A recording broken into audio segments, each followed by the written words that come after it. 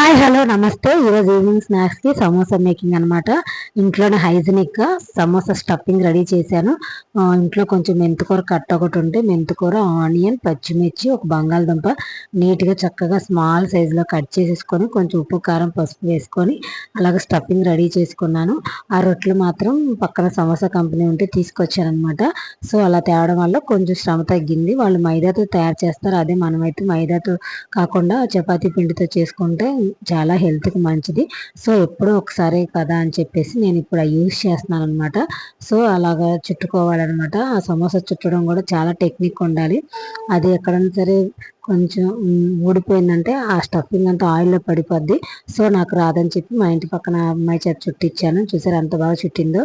So అలాగా medium సైజులో oil పెట్టుకొని అలాగా బ్రౌన్ కలర్ వచ్చే వరకు వేపుకొని హోల్ పెట్టుకొని ఉల్లిపాయ పచ్చిమిరపకాయ కొంచెం కారం నిమ్మకాయ పిండుకొని తింటే మామూలుగా ఉండదు, టేస్ట్ అదిరిపోద్ది. నచ్చిందా? నచ్చితే లైక్ చేయండి, సబ్స్క్రైబ్.